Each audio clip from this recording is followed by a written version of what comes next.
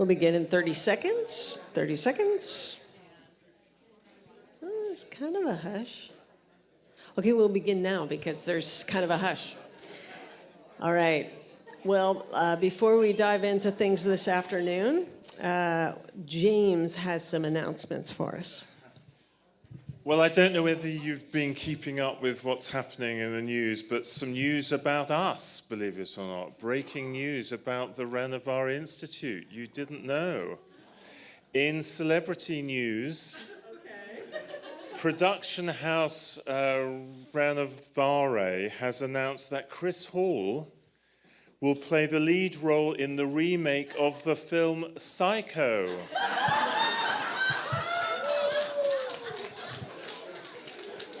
A spokesperson said the decision was obvious when we saw him wandering around the Renovare Institute and dressed as his mother.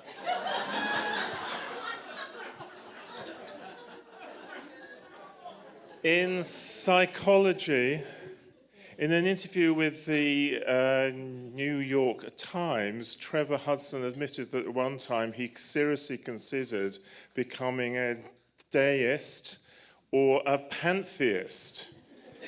He also talked about seeing a psychiatrist as a young man about his trouble sleeping. In a revealing part of the interview, he said, yes, at the time I was an agnostic, insomniac, and was also a dyslexic.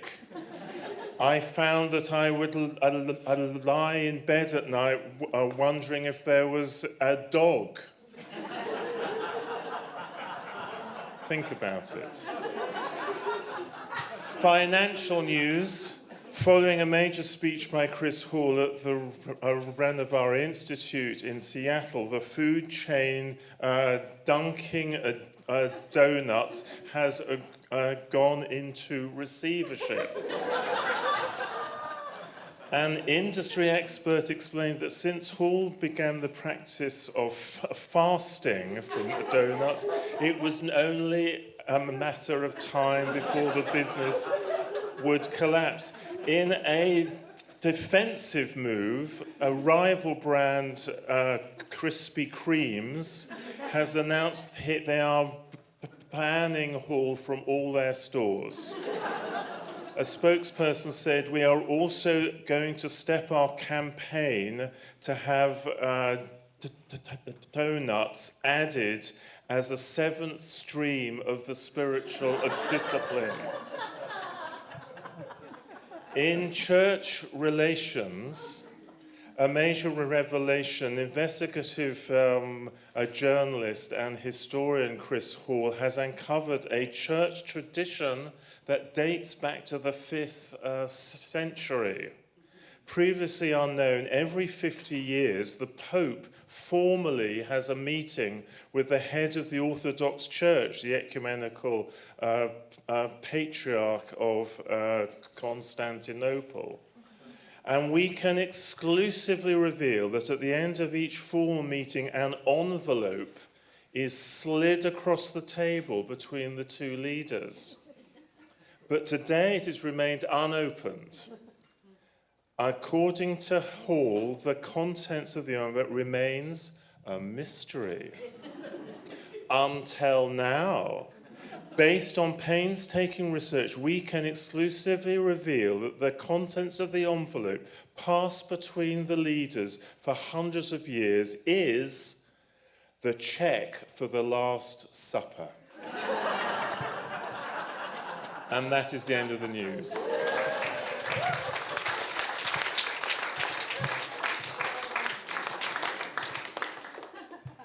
You heard it here first. Late breaking news. A couple of quick things. If you were touched and felt the Lord speaking to you through Trevor's talks this morning, Russ asked me to make sure that you know, and I think this is a great idea, that Trevor's most recent book, other than the one that's coming out next month, is called Seeking God, Finding Another Kind of Life with St. Ignatius and Alice Willard. And it touches on a lot of the things that we explored this morning really helpfully. And then James reminded me that Kai's book, Renewing Your Life, Discovering the Wellspring of God's Energy. Renew Your Life. It's not renewing, it's Renew Your Life. Discovering the Wellspring of God's Energy is the book that Kai wrote when he hit the wall. Wouldn't you say? Yeah, in that critical journey, and found his way through. So another really helpful resource you might want to check out. Just a reminder that when Gary's lecture is done, that's when we'll do the group photo, and we'll know by then where it is. Unless, Wendy, do we know where it is yet? It's in a place. Yeah. We'll let you know what place. And then after that, the round table with Chris, for those of you who would like to attend it, will be down here. And of course, your spiritual conversation sessions. Now I have the pleasure of formally introducing, that's a little loud, Dr. Gary Moon. Gary served as the founding executive director of the Martin Institute for Christianity and Culture and the Dallas Willard Center for Christian Spiritual Formation at Westmont College. And he continues to oversee conversatio.org.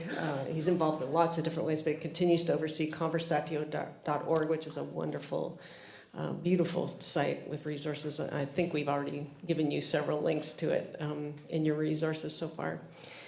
Gary, as I mentioned the first night, he just is a person of vision and has created many things. He was the founding editor of Conversations Journal, the founding director of the Renovaré Institute for Christian Spiritual Formation, the founding director of the D-Min program in spiritual direction at Fuller, and a consultant in founding spiritual direction at the Wings Center at Eagle Ranch. A whole bunch of other things, a bunch of beautiful books. You'll culminate this 2-year journey reading a wonderful book with Gary called Apprenticeship in Jesus. And he, as I have said, he built the RI with a team really beautifully and oversaw the first 5 cohorts. And then this girl from Canada came in to take the baton, and the open-handedness and grace with which he did that and continues to support and pour into this institute is a massive gift for us. So I'm really grateful that he's a friend to me and to the institute, and can't wait to learn from him today. So thanks, Gary. Thank you, Carolyn. Thank you. Well, it's a great privilege to be here. I'm not just saying that. It's one of our favorite weeks of the year. It's a little bit difficult. I mean, not only I get the coveted after lunch slot, and then it's not like I have to follow Trevor Hudson, who, when he took over for Dallas Willard, the student reviews went up. But then, James Catford digs a 10-minute humor hole that Jim Gaffigan's humor hole. But anyway, I'm going to try to put that all behind. And all the founding stuff, they said the truth is people just can't stand to have me around once things get rolling. But I think there were like 110 people that applied for Carolyn's job. And when she was interviewing, and Chris Hall and everybody else in the room and me and Mimi were taking notes on every word she said, that was kind of obvious. It really is great to be here. This is just one of our favorite weeks of the year. Not only are just some of our dearest lifetime friends involved in the Institute or in Renovaré, but we get to meet you. And I am a bit of a math nerd, not quite as much as Joni Hudson, but 14 times 45 is 630. That is a lot of folks. And so I'm just delighted to have some idea of what your next 2 years is going to look like. Now, I've never done this exact talk before, so I don't know what I'm going to say. But I do want to start with this. Of course, the title, If Your Journey of Christian Spiritual Reformation is Not Working, what are the 7 most important questions to ask yourself? At one level, this is a summary of the 2 years of the Renovaré Institute. These questions, they're not formally, you don't formally see them in the curriculum, but you cover them all. In fact, after this block, this first block of 6 months, you will have covered the first 3 of these. I think, after hearing Trevor's talk, they're very good questions to ask ourselves in terms of the wall, because there may be ways around and through the wall embedded in the answers to these questions. But at another level, to be painfully honest, these questions are a bit autobiographical. When people ask me how I am, and someone did yesterday, I forget, the first thought that passes through my mind is, well, it's been a lot like Alpine Peaks and the Marianas Trench. Which do you want to hear about? But I don't. I don't assume they want all that detail. I just say, well, on average, okay. But during a Marianas Trench moment that lasted for several months, I remember saying to someone in this room, questioning, does spiritual formation actually work? There could have been an expletive involved, I'm not sure.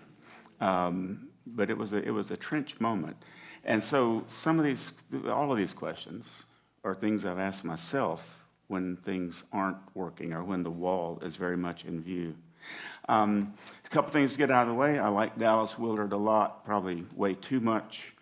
Trevor seemed a little sheepish about quoting Dallas 5 times. I've quoted Dallas 7 times standing in line at a Piggly Wiggly. For that, if you don't know, that is a grocery store. And you may not know that unless you live in Georgia or South Carolina. So that's one thing you need to know, is to get that out of the way. You'll hear that name dropped a bit. The other is I'm a recovering psychologist. So if you put those two things together, you're going to get assessment. That's where the psychology part comes in. And treatment. That's where the Willard part comes in. And of course, psychologists also like models of change.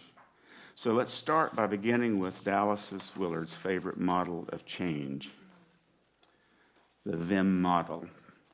Dallas has said that any significant new learning will involve VIM, vision, intention, means. In fact, you probably have not ever learned something difficult without VIM being involved. I took 2 years of French in high school. My French vocabulary now is in single digits, and that's if I count that cleaner bon ami, which I know it's bon ami, but I was trying to say it like my mom would. Something went wrong. There was a VIM problem. I didn't have much of a vision for learning French. The best I could come up with, even at the time, was that maybe one day I would meet someone like Regina, and I could take her to a fancy restaurant and impress her by ordering snails off of the menu. That's a good vision, but it's not a strong vision. My intention was not that strong. I wanted to graduate, and you had to take it to graduate, some language. And the means were terrible. Is it rural Georgia school? We're not making fun of rural Georgia. I like rural Georgia. I live there now. But it contributed to the means not being excellent. For one thing, the French teacher had a thick Southern accent. But I reasoned that, well, maybe people just think I'm from the south of France. So, but that wasn't good. And the tools were some scratchy cassette tapes. It's nothing like, oh, my Duolingo is such an incredible means these days. So it didn't work. VIM was the problem. If I could travel back in time and talk to myself about how important it might be to learn Spanish someday, that would have immediately created more of a vision for why this is important. Or the vision of a business person learning English or Chinese or whatever that the language is that they're thinking, I need to know this. This is helpful. I have a friend I went through high school with, and at around age 40, he let me know that he was an alcoholic. It's now 20 plus years later, and he hasn't had anything to drink in 2 decades. He had a very different VIM situation going on. His vision was, if I don't stop drinking, I'm going to die. That pulled intentionality right along. And then he had some of the best means available, the 12 steps. Dallas Willard, that's number 1, I'll quit counting, said he would not trust any model of spiritual formation unless it significantly resembled the 12 steps of AA, or the AA program. You got a curriculum, you've got a sponsor, you could say the equivalent of a spiritual director, spiritual friend. You've got community, and it works. It worked. But the VIM was so much better. So why do we think that actually taking on the life and character of Christ would not require a very strong vim? So these questions, I'm going to hang each of the 7 questions on the vim model. First of all, just to get James Catford back. Das hier ist mein Sektor. Das hier ist das wichtigste Gerät des Küstenwächters. Das ist das Überlebensradar.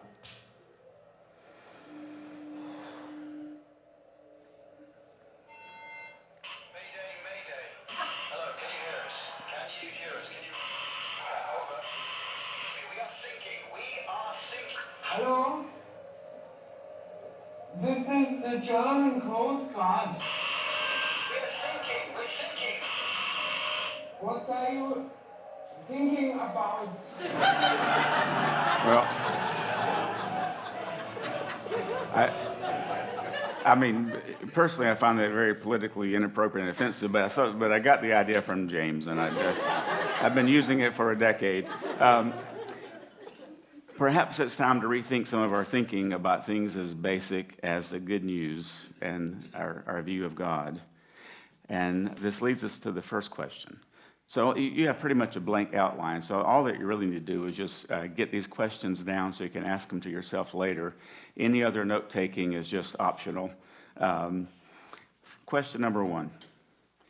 Is your view, this is like when Christian spiritual formation is not working, you ask yourself, is my view of God both magnificent enough and loving enough? I realized fairly recently that I did not have a view of God that was magnificent enough. I realized it on a train traveling from London to Edinburgh. Just happened to be where I was at the time. I was reading a book by someone who's already been mentioned, Houston Smith, sometimes called the Dean of World Religions. But well, no, actually, this was a book he had written the preface for. The book was on the Cloud of Unknowing, an edition of the Cloud of Unknowing, book 13th, 14th century English mystic, probably a monk. But Houston Smith wrote the foreword. But Houston Smith, his parents had been missionaries to China. He had wanted to be a scientist and was well on his way to getting a PhD in chemistry, kind of a hardcore natural scientist. But he retooled and got very interested in religion, and later was called by some the Dean of World Religions, gifted teacher.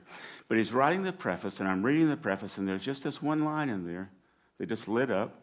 It shimmered, as we say. And he said, it was that as we now know from quantum physics, the universe likely exists in 10 or 12 or more dimensions. For some reason, a light bulb went on, and for the first time in my life, I appreciated the word awe, A-W-E. For the first time, in terms of thinking about God, I got past the notion of fear, and I kind of saw into this awe of that God not only lives in, but created, thought up, this incredible, mind-blowing, 12-dimensional universe, very likely. If you get up past the 5th dimension, then we have no way of thinking about it. It's like you can see your life played out from like dimension 6 or 7 on in, from any decision you ever made in your life. My goodness, if I was God, I think I would use that as a earth school for the soul. I think there might be a great possibility that for sure every knee would bow with this kind of mind-blowing sophistication. But I meant to only say this. Finally, I appreciated God with a sense of awe. Is my view of God magnificent enough? A question for us all to ask ourselves. And is our view of God loving enough? This is tricky. Regina and I were at a retreat where someone was speaking recently, a pastor, and was just saying the obvious. It was a D-Min seminary, doctor of ministry seminary, and the pastor was saying, as one of the speakers, not us, thank goodness at the time, but it could have been, was talking about the love of God and how difficult that is for some people in his congregation. One in particular that was sexually abused by a father.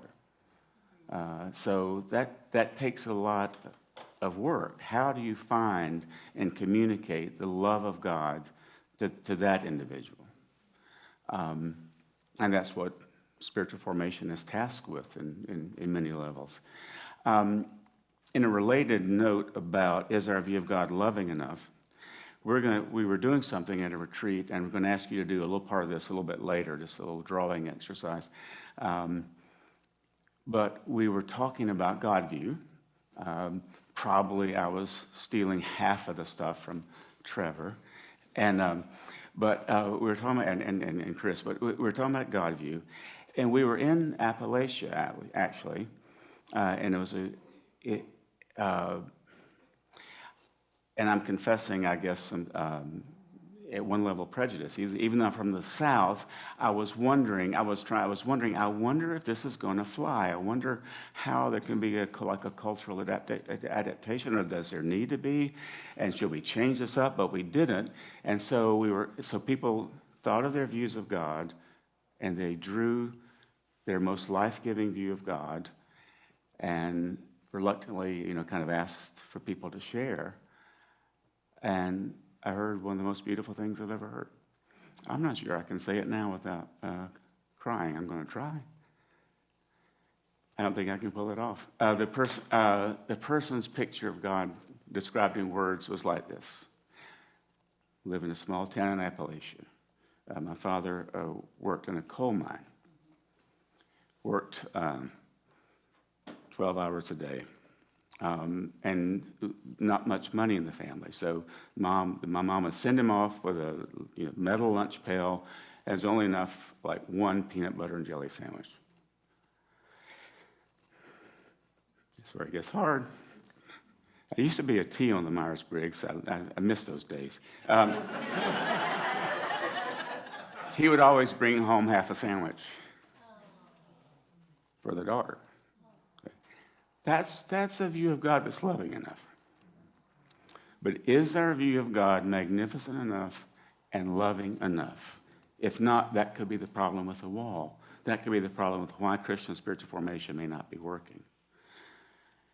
Just one quick slide. As far as the God views notion, Kurt Cloninger, probably not many people have heard of him. He made a whole career he's a theater person, travel colleges, campuses all over the world, really, doing a one-person show. His most popular presentation was on God views, and inspired by J.B. Phillips' book "Your God Is Too Small," he created 6 common heretical views of God and acted them out. And then at the end, the crescendo was like a 20-minute presentation of a modern retelling of the prodigal son story. And so the 6 that he picked from, the 6 common heresies that he picked from Your God Is Too Small by Phillips: God is a cosmic sheriff, God is a waiter just waiting to take our orders and through our prayer life, God is a action-oriented shop foreman, only cares about our productivity, God is a party host, God is weak and distant, or a senile grandfather. So that's for later, your consideration with a little drawing later. But the second question, before we do that, second question to ask ourselves, is your view of yourself both magnificent enough and beloved enough? I was thinking, a strange thought, this is kind of a prayer time this morning, kind of was this burst of gratitude that just occurred to me. And all of a sudden I found myself thinking, the gratitude for, and this is for all of you. First of all, you're here. You have consciousness and you are alive. That's grace. As a rabbi might say, grace, it's all grace. You're here. You don't have to be here. You're here because God had you as an idea. Not only are you here, there's a great opportunity to be here forever, to live eternally. And not only that, you're here created in the image of the creator of a 12-dimensional universe. And if that weren't enough, you are invited to grow in the very likeness of the creator of a 12-dimensional universe. So I ask you, Is your view of yourself magnificent enough? And is it beloved enough? And I don't think I need to get much past those four just kind of prayer time meditations to start feeling that. At some point, it may even be tomorrow, you will hear Trevor do a wonderful job talking about how beloved you are. And so I'm going to say nothing about that because better things are coming on that. But I would just want to share a few verses. If you need this nailed down with Scripture, who are you? Well, you're only a little lower than the angels. What is humankind that you're mindful of us? A child of God, that you care for us. Sorry, I may just go with what's on the screen. I don't, and just not do the translations as far as, but so forgive me for that. But with dyslexia, it's hard to do both things. You made us a little lower than the angels. You crowned them with glory and honor and put everything under their feet. You are an image bearer. So God created mankind in his own image. In the image of God, he created them, male and female. He created them. You are this is kind of strange language, but it's from Genesis, and it's important. You're a ruler. God said, let us make man in our own image, after our likeness. Let them have dominion over the fish of the sea, over the fowl of the air, over the cattle, over the earth, and over every creeping thing that creepeth upon the earth. You are fearfully and wonderfully made. And you are a partaker of divine nature. The early church called this theosis. I can't even believe this verse is in the Bible. In his divine image, in his divine power, in his divine power is given to us all things that pertain to life and godliness through the knowledge, interactive, intimate interaction, transforming friendship of him who called us by glory and virtue, by which have been given to us exceedingly great and precious promises, that through these you may be partakers of the divine nature. Or to let Willard have the last word on this section. As he liked to say, you are an unceasing spiritual being in whom God lives, loves, and delights. So I ask you, is your image of yourself magnificent enough? Because you're a friend of God in whom the Trinity indwells. The implications of this, and I hear Trevor's voice in the back of my mind, you are created by love, in love, to be loved, and to love. This is what image bearers do. Question number 3. Is your view of salvation as much at home in a hospital or a courtroom? Mine was not. I was raised earlier on with striking images of worm theology and an angry God. I had trouble with the first 2 of the questions that we need to ask ourselves. And in fact, I remember my own, I hope this flies with you. I hope you know where I'm coming from. For 2 decades, when people would ask me, especially Baptists, they like to know the crisis moment. When were you saved? And I would reference being a 9-year-old child in a small church in rural Georgia. A salvation specialist had been brought in, and I heard scary stories about the striking possibility of becoming a rotisserie item in the afterlife. I went down front. I signed the contract. I showed my mom the tears on the white shirt, and I said that's when I got saved. And it may well have been. God is a mystery, and I'm sure God would honor the heart of that child. But at one level, it set my salvation back for 2 decades.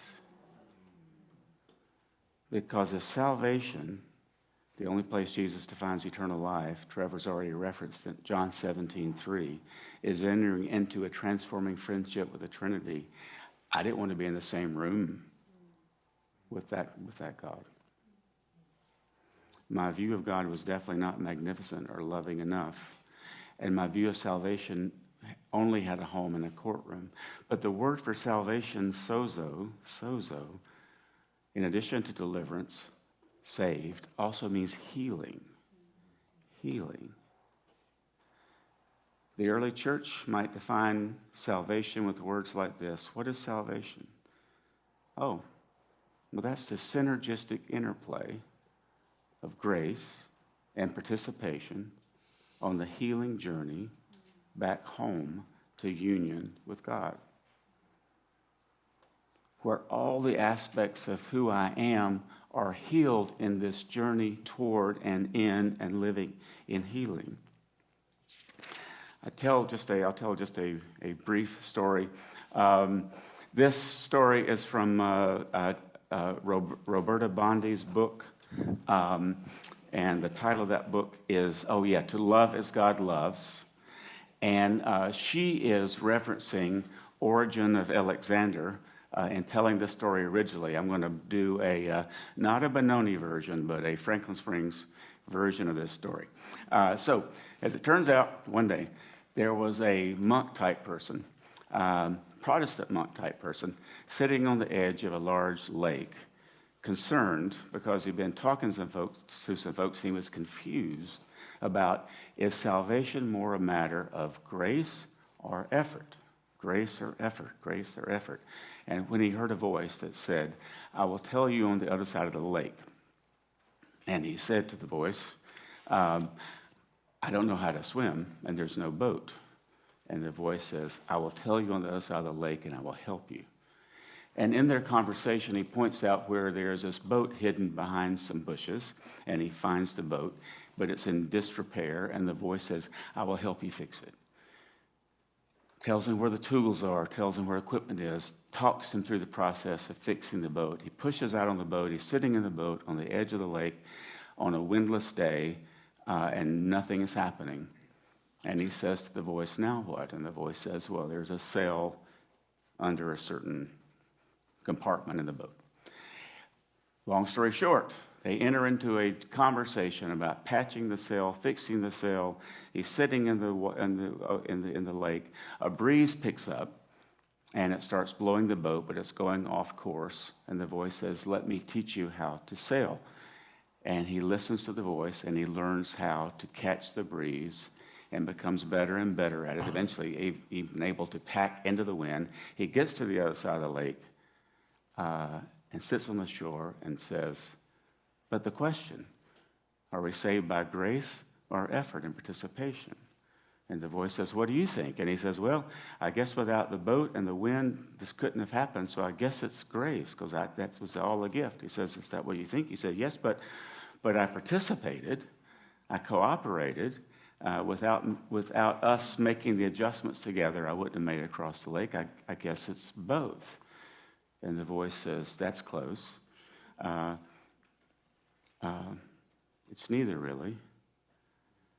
It's about entering into a transforming friendship and learning how to be a sailor.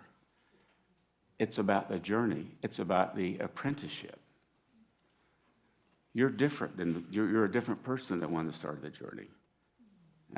You've learned to trust me. Okay, I don't know if that helps, hurts, or not, but just a few things about just a different way of looking at some things. So now, if Wendy would help, I want to do something to give us a little bit of break before we finish the other 4 questions. If you would indicate if you need a sheet of paper, because I'm going to ask you to draw a few things. If you have paper, great. If you need a piece of paper, if you'd hold your hand up. Oh, we'll need lots of paper. Thank you, Trevor.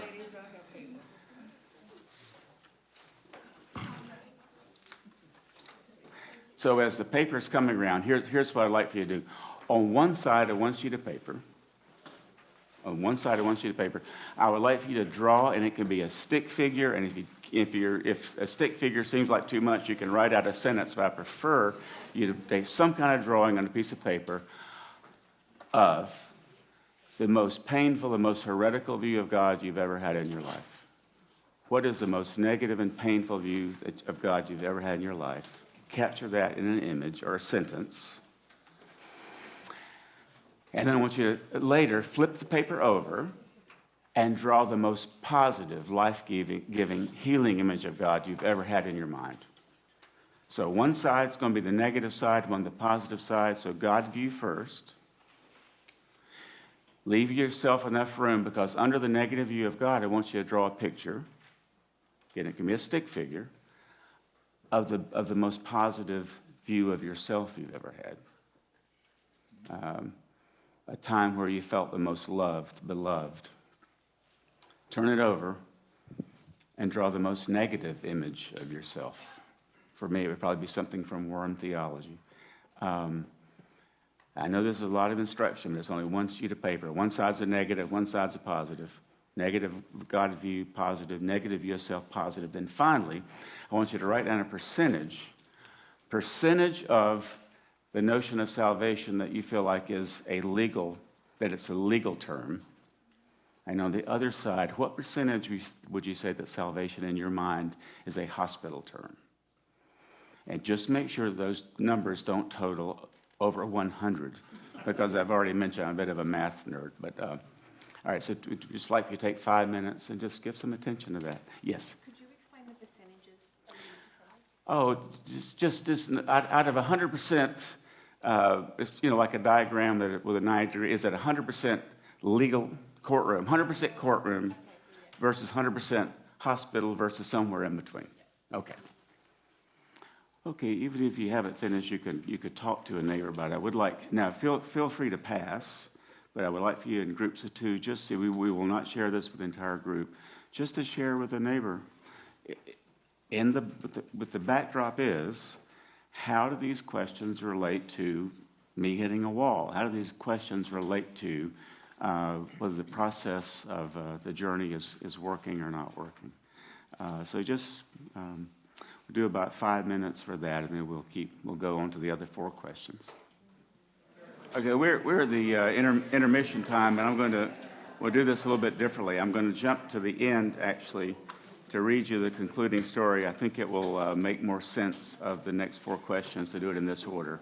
So I promise you don't have to share what you've just been doing with a larger group. Might be something you're going to talk about with a spiritual director or a friend, or just whatever, if you have more discussion you'd like to have. It's going to seem a little bit odd. I want to read you a story that I wrote. Actually, was inspired by a road trip with the Hudsons. You'll see in a minute, although they're not named. But the purpose of the story is to describe that from here on in of the Venn model, the intentionality and the means. But I think it'll be a little better this way. Let's see. It's called Two Sides of Psychology's Normal Curve, Fear and Love. There's only love and fear. Perhaps I should explain. I'm a longtime admirer of Bono, the lead singer of U2, for 47 years. In the early fall of 1986, after a long day's work, I was sitting in a car with a friend, Clarence, who was a family practitioner. I was a newly minted clinical psychologist. Together, we were partners in a new venture, a medical and psychological practice called Four Seasons Family Care. We were more than a bit nervous, as business was not yet booming, but our student and small business loans were. Clarence thought a little distraction couldn't hurt, so he punched play on his cassette tape recorder, and as he asked, "Ever heard of U2?" Before I could answer, an Irish baritone, he thought he was a tenor, began singing, "I Still Haven't Found What I'm Looking For," from the Joshua Tree album. When the song was finished, I asked him to play it again. We listened to those soul-reverberating words 7 more times, and I realized I had found something I was looking for, a couple of new friends. As I type these words, I'm almost 37 years removed from that encounter with Bono. first encounter. I played that one song hundreds and hundreds of times across the decades, as the singer himself would confess in his, across the decades, as the singer himself would confess in his autobiography, Surrender. At the heart of the song is John Bunyan's idea of the Pilgrim's Progress, or he quickly confessed, my lack of it. His honesty about the journey was and is so refreshing. I've always been drawn to sincere and transparent searching and repulsed by false finding, dogged certainty, and the devout who claim no doubt. According to Bono, the story of every pilgrim is the running toward and the running away from enlightenment. I'm sure Ignatius of Loyola would applaud this, based on the attention he gave to noticing our times of consolation, love-driven movement toward God, and desolation, times of fear-driven movement away from God, further into the kingdom of ego and control. I'm not saying that I became a U2 groupie, but I am saying that during one family vacation that involved driving from the trickling origins of the mouth of the Mississippi River, we listened to all of U2's current music in chronological order. Our purpose was to identify any songs without a spiritual reference. After listening to over 120 songs, we were only able to find 2 that omitted a reference to God, Jesus, or an image from Scripture or deep spiritual longing. Oh, and I am confessing that I've made at least one pilgrimage to Dublin. So I was pleased but not surprised that one of my Christmas presents this year from my daughters was a copy of Bono's autobiography, Surrender. And if you haven't, how many people have read it? Okay. How many people have listened to it? Far better to listen to it because he's such a wonderful impersonator. I was surprised to come across a poem by Michael Lunig called Love and Fear. It begins with a series of bold claims. There are only 2 feelings, love and fear. There are only 2 languages, love and fear. There are only 2 activities, love and fear. Only 2 motives, procedures, frameworks, results. As a psychologist, these words deeply resonate with me. Both sides of the normal curve brought into focus by only 2 words. And after all, I should know I invented positive psychology. Don't tell Martin Seligman that. He still claims it happened in his garden back in 1998. This is a joke, by the way. Just after his young daughter, not this part, this is true, just after his young daughter rebuked him for being too grumpy. I think her words were, if I can't stop whining, if I can stop whining, you can stop being such a grouch, Grandpa. The rest is revisionist history. I know better. Back in the 1980s, I began drawing 2 normal curves next to each other. One was the right side up version of the famous bell curve. The other was an upside down rendition drawn just to the right.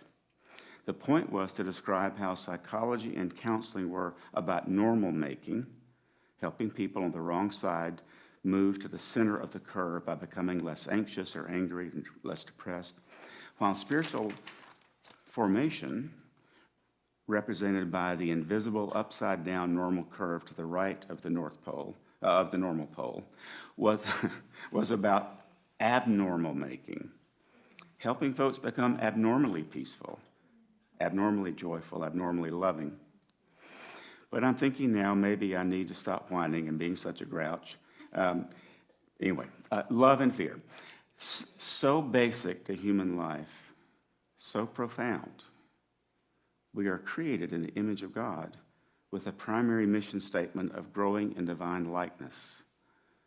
The beloved disciple John provides the best definition of our developmental goal.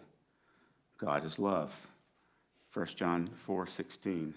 God is love, and whoever abides in love abides in God, and God abides in him.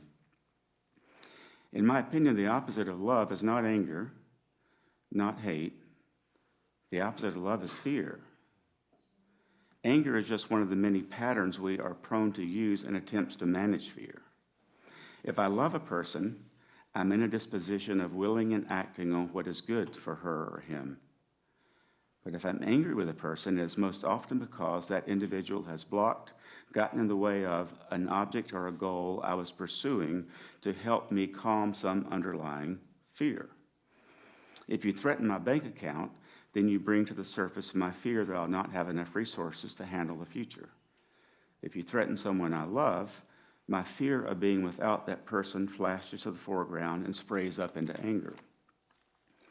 Perhaps it is the primacy of fear that motivated the writers of Scripture to use the phrase, fear not, 366 times, yes, once for every day of the year, including leap year. Perhaps at a biological level, the centrality of love and fear come from the two divisions of the automatic nervous system: sympathetic, fight or flight response that is triggered when we fear threat, and the parasympathetic, the calming response associated with love, relaxation, laughter, sexual intimacy.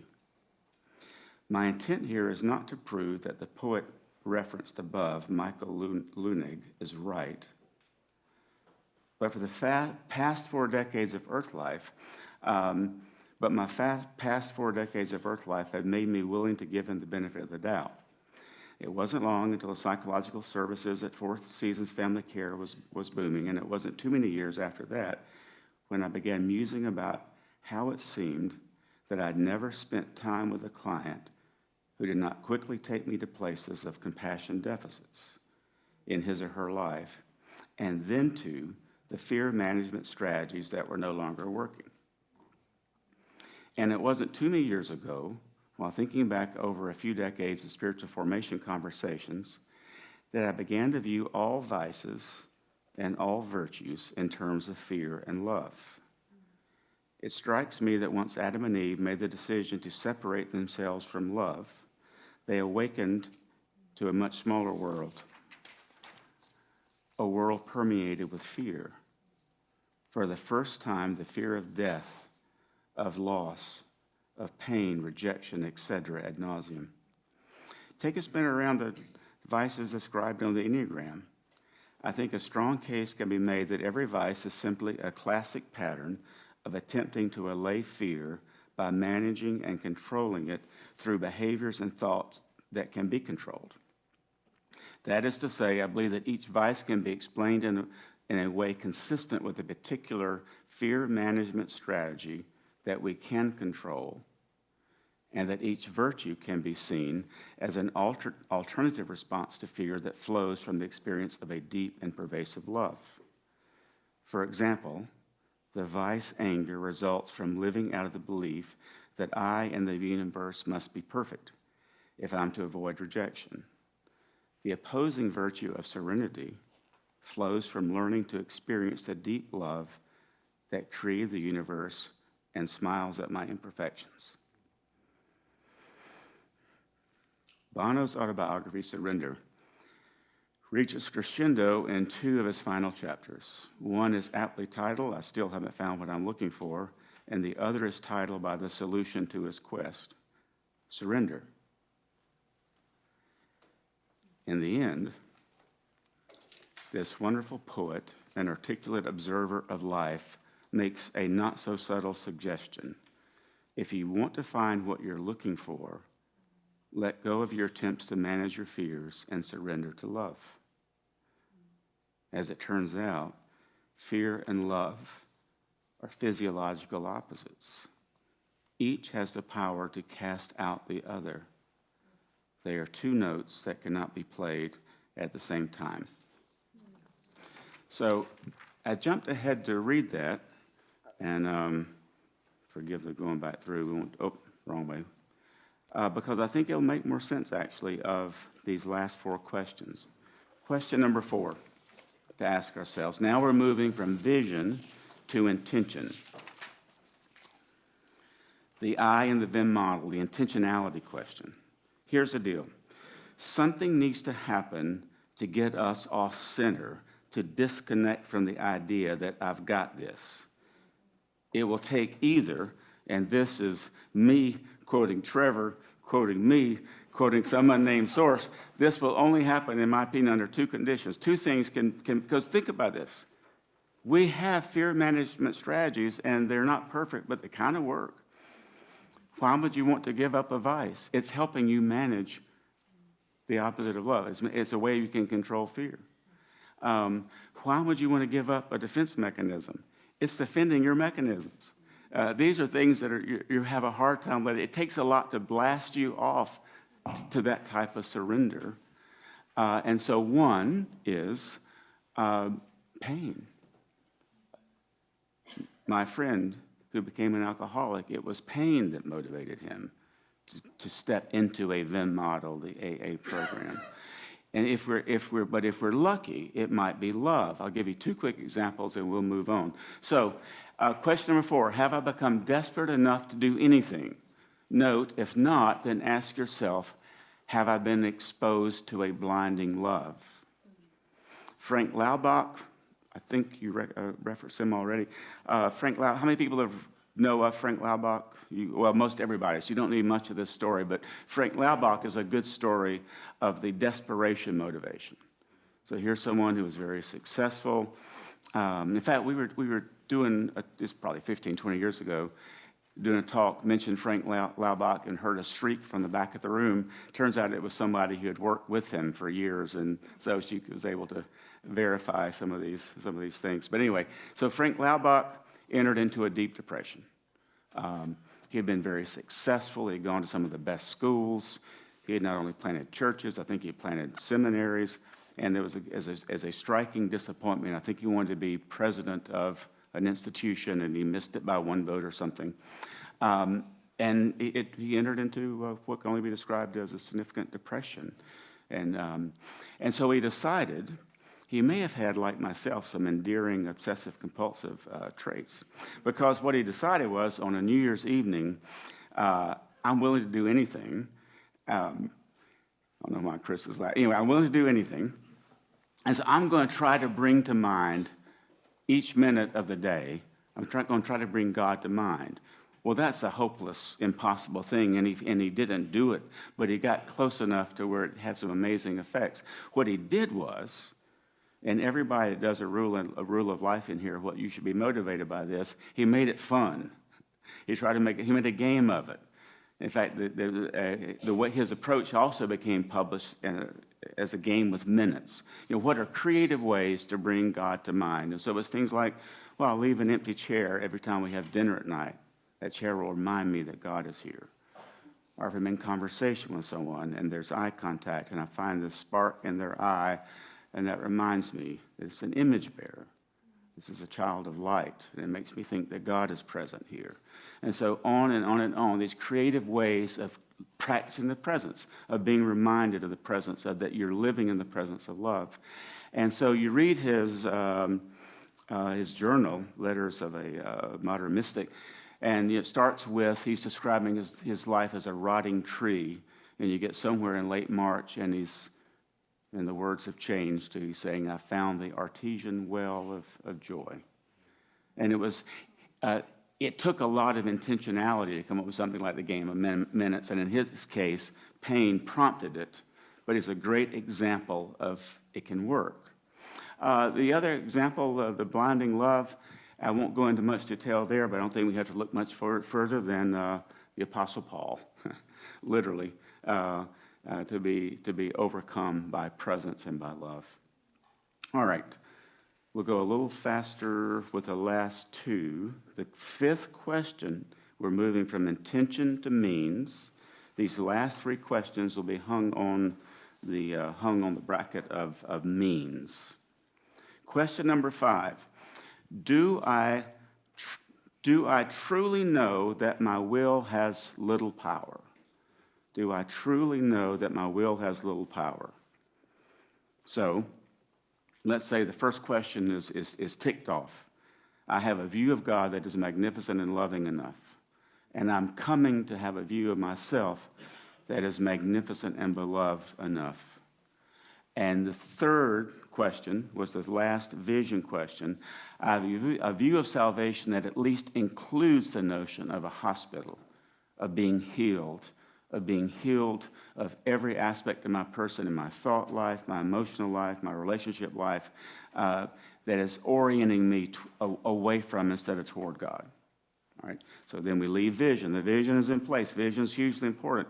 Dallas Willard said 80% of sermons should be about vision. Get the vision right, intentionality and means will take care of themselves anyway. But we're still going to talk about it. The fourth question was the intentionality question, and now means. So if I truly know that my will has very little power, it's not covered this semester for you. It will be next semester. That's why Dallas Willard's book on renovation of the heart is in two parts. The first part is on the heart, that's on will, because that's everything. The second half of the book is how do I get the other aspects of myself on board? Because since the will has little power, how do I do things in my thought life and behavioral life and social relationships to help my will out? And that brings us to, question 5 brings us to a look at the spiritual disciplines. I will say just a few things because this is also jumping ahead. This is, I think, next semester and the last year. But so just very briefly, spiritual disciplines. This is Willard and the Spirit of the Disciplines. Spiritual disciplines are activities that we can do by direct effort that enable us to do what we could never do by direct effort. They're activities undertaken to bring us into more effective cooperation with Christ and his kingdom. Spiritual disciplines are ways of rehabiting the body. Spiritual disciplines involve every aspect of the person, not just behavior. You're doing things with there are 5 aspects of a human being. There are only 5 things you can do. I've been saying for 25 years now, ever since I read Renovation of the Heart, because I trust Dallas so much. If anybody that can think of a 6th thing you can do, tuition is free for the Renovar Institute. But you can't. No one ever had. There are only 5 aspects of the person.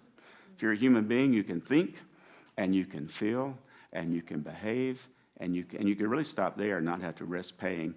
And you can relate to others, and you can choose. And that's it. So spiritual disciplines are to focus on those aspects. So I think we're still fine. I want to say 3 things about spiritual disciplines at a view from 40,000 feet level, and then we'll do our last 2 questions, and then we'll wrap things up. I want to say 3 things about spiritual practices. This is a listing of spiritual disciplines that's found, created from Richard Foster's book, Celebration of Discipline. I really like this list. I've confessed being a little bit OCD. It's symmetrical. They're 12. It's like a perfect number, and they're in 3 columns, and even tells us about the inward disciplines, and distinct from the outward disciplines and the group or corporate disciplines. Now, but I would like to make a case that there are 3 ways of approaching spiritual practices as we're moving into the means questions. So what is a spiritual discipline in just kind of simple terms? Well, there are 3 ways of approaching it. First way is this. Shout out, and we'll stop when you get to 10, shout out 10 things that you can do on a date with a spouse or significant friend in your life that preferably cost less than $10, preferably they're free. Things you can do that when you're doing them, you have more of a sense of the other person's presence and you're enjoying their company. So start shouting. Dance, walk, kiss, listen. Watch it. Oh, they're all free so far. Great. Watch a sunset. 5 more. Laugh. Listen to music together. What? Play cards. Sorry? Enjoy a meal together. It's going to be hard to do for $1, but there's a chance. No. Silence together. All right. So, sir, yeah, it's we could have hundreds. All of those are ways of thinking about a spiritual practice, actually. At one level, a spiritual discipline is just simply something that you do that enhances your sense of awareness of the presence of God and enjoyment of that presence. At one level, it's nothing more than that. That's a spiritual practice. And with that in mind, and this is something I got from Glandy and Carney, and I think Richard Foster also. With that in mind, drinking a cup of coffee can be a spiritual discipline. So you go to your favorite coffee shop. Let's say it's a Starbucks, and it's really is kind of a sacred thing because they bring you this steaming hot beverage. You feel beloved. They've written your name on it. It's got your name on it. You take the cup. And you go to kind of a far corner of the restaurant because it's about to get weird, and you don't want to. But you take the cup at the back of the restaurant, and you say to yourself, as you hold the cup to your cheek, "The warmth of this cup settles me and speaks to me, and reminds me of the warmth of your love, God." Well, you can do that when it's in your hand. Then you bring it to your cheek, and you say, "And I hold this cup, and I listen hushed and still for your voice." And then you take your first of at least 40 swallows and you say, "I feel the warmth of the coffee sliding down my throat, and I pray that I may also drink in your great life to the very center of my being." And you do that 40 times, and those are legitimate and wonderful spiritual practices. That's a spiritual discipline, as much as anything on anyone else's list is.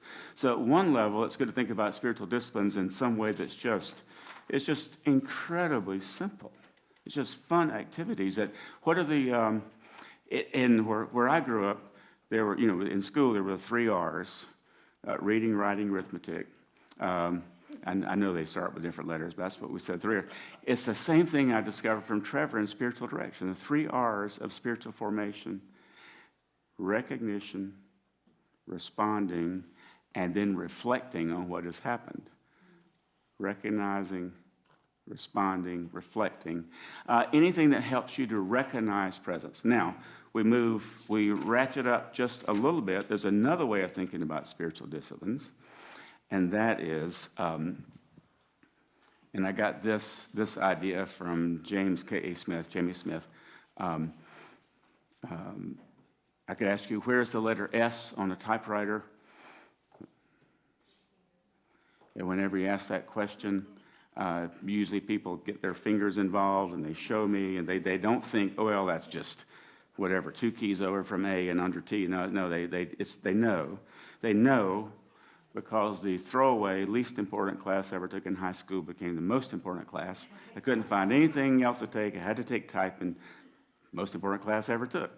And these spiritual practices over and over and over, AS, whatever, and all of a sudden, my fingers know where it is. It's inhabited. It's in my body now. That movement is in my body. I'm not a great speller, but I've typed so much, my fingers can spell words my mind wouldn't even think about trying to spell. They're become habits now. So another way of thinking about spiritual disciplines: how do I rehabit the 5 aspects of my personhood that make me more aware, more prone to be aware of presence, to recognize, to respond, more prone to automatically, without thinking, move toward instead of away from God, more automatically move toward toward love and away from fear. All right? Third and final way. So when I read the book Spirit of the Disciplines, I was not happy because I liked Richard's list. And here, Dallas's list, I just couldn't make any sense of that. Why did you have to mess it up? I had them memorized. I had the columns down. I could talk to people about them. And then the light bulb went on, and I thought, oh, I see what he's doing here. It's the 3rd level down for thinking about a spiritual practice. It's the diagnostic. It's the treatment. It's things that I do that rehabit my body in a specific way. Let me read you just a paragraph or 2. In the Spirit of the Disciplines, Dallas divides disciplines into 2 categories that I found very illuminating: disciplines of abstinence and engagement. With disciplines of abstinence, we refrain from doing stuff that we normally would do. This strengthens, thank you, John Ortberg, our not doing muscle. For example, in study or worship, I'm engaging in activities. In fasting or silence, I'm abstaining from activities. Disciplines of engagement are things we ordinarily wouldn't do, and they strengthen our doing muscle. Now, this is important because historically, there are two primary categories of sin: sins of omission, sins of commission. When I suffer from sins of commission, that means I'm doing stuff and my not doing muscle isn't strong enough to stop me. So practices of withdrawal often help, for example, to strengthen the not doing muscle. So for example, if I gossip, silence, which is a sin of omission, silence might be a very helpful practice to strengthen my not doing muscle. You see where he's going. And that's probably enough for right now. We got just a couple of minutes because I'm taking back some of the minutes that James Cafford stole from me.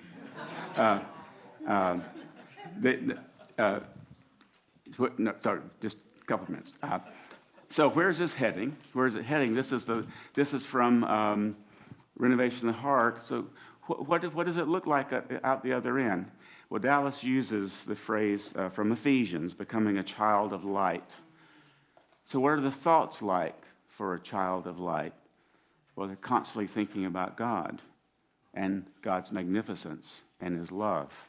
What are the feelings like? Love is becoming the dominant emotion. What is love? According to Willard, willing and acting on what is good for another and for myself. Will. What's the will like for a child of light? Habitually devoted to doing what is good and right without thinking. How about bodies? Bodies are becoming poised to do what is good and right. It's becoming habits, like knowing where S is on the typewriter. And what about the social dimension? Well, this is probably Dallas quoting Trevor, transparency. Transparency. So, last two questions. All of that was just for the fifth question, realizing the will has no power, so we got to do something about it. That's where spiritual practices come in. And we just make these just as two questions because they kind of make sense on their own. And I'll close with a brief little one-paragraph reading. Question number 6. Okay, the image in blue represents Dallas's model of the person in Renovation of the Heart, the 5 things a person can do. Why do I have this here? Because question 6 is the holistic question. Am I actively pursuing means of change that involve all of the aspects of my personhood? In other words, do some of my spiritual practices involve my thought life? And do some involve my body? Do some involve the will? Do some involve the social dimension and so forth? So is it holistic? Is my rule of life holistic enough? And then finally, question number 7, the ecumenical question. Am I searching for means of change in each of the streams of living water? And that's why your last year in this program is so great and so cool.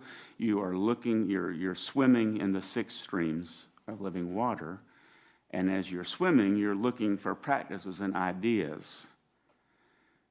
And that's the 6th and 7th question. And, oh, yes. Yeah, I understand. I've got a bad habit there. Why? And I'll even change that and leave 7 up for anybody that wants it at the end. And so I'm going to read you one paragraph in closing, and I've timed this so there wouldn't be enough time for questions, so that's good. But there'll be a round table coming up and stuff. This is just something I picked up this morning that I thought would make Chris Hall smile. It was in the library, but I just opened to this, and it just seemed like a nice place to end as far as this kind of the holistic approach to spiritual practices. This is from Catholic Book of Prayers.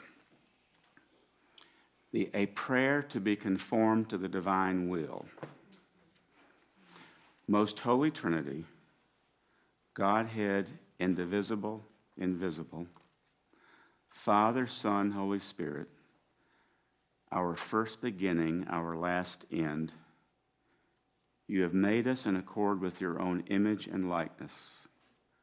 Grant that all of the thoughts in our minds, all of the words on our tongues, all the affections in our hearts, and all the actions of our bodies may always be conformed to your holy will. See, this is an approach toward a holistic rule of life here. Thus, after we have seen you here below in creation, and in dark matter, that just means, well, anyway, it's not dark. Dark in the sense of God as a mystery, matters by means of faith, we may come at last to contemplate you face to face and forever in heaven. Okay, that's all of that. Thank you, and not over time because I'm only 10 minutes over. All right. Thank you, Gary. Actually, let's just take like 2 minutes. Just sit in silence, see what the Spirit is highlighting for you. If you've got a question you want to ask Gary in the round table tomorrow, jot that down, and then we'll move on in a couple minutes. Father, Son, Holy Spirit, thanks for the ways you're speaking to us. Thank you for the gift of Gary and the gift of Trevor and the gift of each other. For the things we've heard in these last few blocks, will you highlight what we need to continue to attend to? Will you keep for us that which we cannot yet wrap our minds or arms around? Will you give us a sense of joy and peace that you are surely in this place and in our hearts and minds? Thanks. Thank you, Jesus. Amen.